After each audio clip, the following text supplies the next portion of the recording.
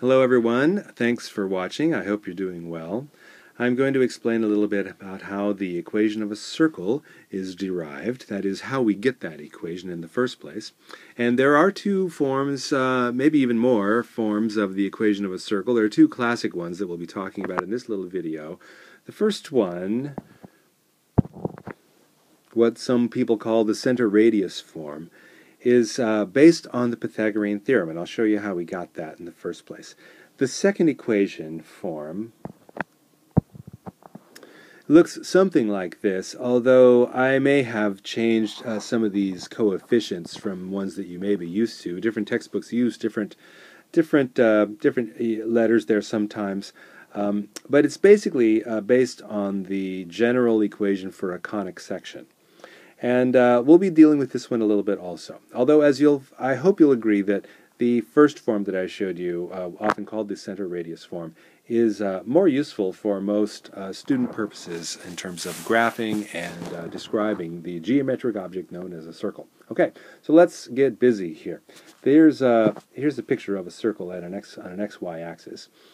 And what I'd like to show you, just by this quick example here, is that if I take a radius from the center to a point on the circle xy, I've actually just drawn the hypotenuse of a right triangle.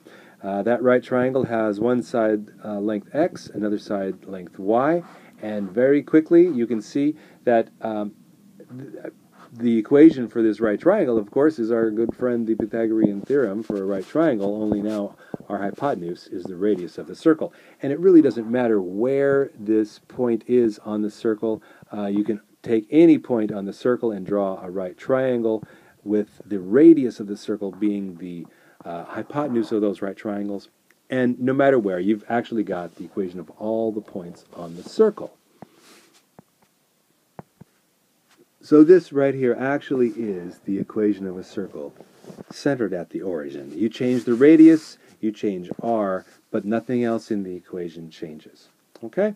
So that's pretty simple there, and you can see it's based on the Pythagorean theorem triangle for a right triangle. Well, what if you want to move the circle off the origin? That could be pretty useful to have a plan for that. So here's a circle off the origin. I've kind of marked the center there, and we're going to use kind of the same idea. I would like to draw a radius from the center to just some kind of arbitrary point on the circle. We'll call the coordinates of that point x, y, and I'm going to draw in a right triangle, but first I want to just kind of draw in a little bit of markings here. Here's x, right? Right there's x. And if I drew a line over here to the circle here and called that y, there's y. Very clearly, I can't just say x squared plus y squared equals r squared. It doesn't, right? There's r right there from the center to the edge on the circle there. The Pythagorean theorem, as we wrote it before, would not work. So what we need to consider is something else here. Let's consider the location of this center point here, and I'm going to give it these coordinates, and those of you who have seen this before maybe already know what I'm going to write. I'm going to call the x-coordinate h and the y-coordinate k. All right? So that this line right here, this point on the x-axis, that's h, and over here on the y-axis, that's k. So if I now take and draw my little right triangle in here, here's the one leg of that right triangle and here's the other one. Now this horizontal leg here becomes x minus h. So that's x minus h is the length of that side. And the vertical side of the right triangle is y minus k. So that's y minus k. And so our equation now for the right triangle becomes x minus h squared plus y minus k squared equals r squared. So it's still based on the Pythagorean theorem for a right triangle there. And we've correctly labeled the sides, and we're taking into consideration the actual center point of the circle. And sometimes this is called center radius form, because if you look at the equation, you can see then the center of the radius has coordinates h, k, and the radius is shown right there in the equation. So you get everything that you really need about a circle from this equation. You get the center and you get the radius. And those are, quite frankly, the only two real things that count if you're going to be talking about the geometric object known as a circle, which has a center and a radius, and you're trying to graph it on an XY plane or something. Okay? So let's talk about this equation just a little bit more in relation to the kind of problems that you'll be running into in your assignments.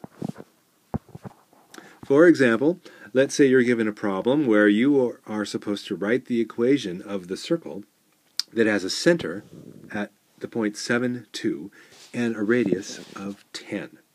Well, that's very easy, right? Because our center radius form here gives us a place to put all these numbers. Here is h, there's k right there, and so all I have to do is replace the h and the k with those numbers that are given to us in the problem. So say x minus 7 squared plus y minus 2 squared. And then the radius, in the equation we have r squared. So instead of, if I know the radius is 10, r squared is 100. And voila, there's our equation. Okay? So it's very easy to use. In fact, if you have kind of the reverse situation, such as this here, where you've actually got the equation and you're just merely supposed to identify the center and the radius of the circle based on the equation, that's also quite simple. There is h, there's k, and here is r squared, right? So the center of the circle is going to have the coordinates h, comma, k.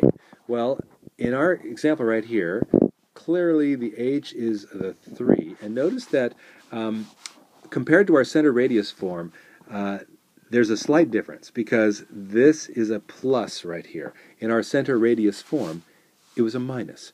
So what this really means is y minus negative 4. So that means k equals negative 4. So that's the y coordinate of the center of the circle right there, negative 4. And the radius, so this is the center, all right, and the radius is just the square root of this. R squared equals 16, so the radius equals 4. Okay? So it is quite simple to use.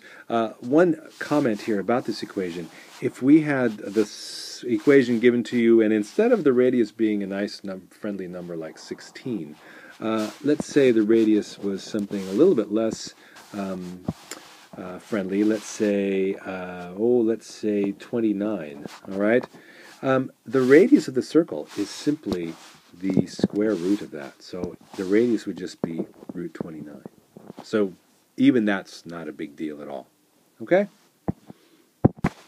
So last but certainly not least, I would like to discuss this process that we use to change an equation from this more kind of standard form, this one right here, for a circle, into our center radius form. Okay? A little process that we use to do that. So I've replaced some of those coefficients there, the a, the b, and the c, with some numbers to give us an example to work with. So we have this equation right here. Kind of just made it up off the top of my head, but you'll see how this works out. What we're going to do is we are going to complete the square for the x's and for the y's. So we're going to complete the square twice. As usual, when we complete the square for, let's say, solving a quadratic, one of the first things we do is to move the constant out of the way. So let me rewrite the equation here with this proper little space that we're going to use because, well, I'll remind you of why we need that in just a second. But and so here's another space here, and then we're going to have it equal negative 2. Now, when you are completing the square, hopefully you remember that what you were supposed to do is take 1/2 of the linear coefficient right there, 1/2 of that 4, and square it and add it to both sides. So 1/2 of 4 is 2. 2 squared is 4, so I'm going to add 4 here. But, of course, I have to add 4 to the other side. And I'm going to do the same thing with the for the y term. So I've completed the square for x, and now I'm going to complete the square for y. And once again, I look at that linear coefficient there, the negative 8. I take half of that, which is negative 4, and I square it, which gives me positive 16. So I'm going to add 16 to that side. Well, I also have to add 16 to the right side to keep everything nice and balanced. So what I've got now is an equation that's got all these different numbers in it, but they're very nice because all these three right here can factor into a perfect square. That's the point of completing the square. And this factors into x plus 2 quantity squared. And the second part with all the y variables factors into y minus 4 quantity squared. All right, so factoring may not be your favorite thing to do, but in this case it actually always turns out to be following the same pattern. This number here that we had is always exactly half of that one. Exactly half of that one there, okay? So it's easy to factor these. Don't worry about that so much, okay? So we have that. Oops, you better write the squared there. Squared. And then finally our radius. When we add all of these numbers up, looks like we're going to get 4 20s. Okay, so we end up with 18. So that's our equation. X plus 2 squared plus y minus 4 squared equals 18. And our center then right here is at the point negative 2, 4, and the radius equals the square root of 18.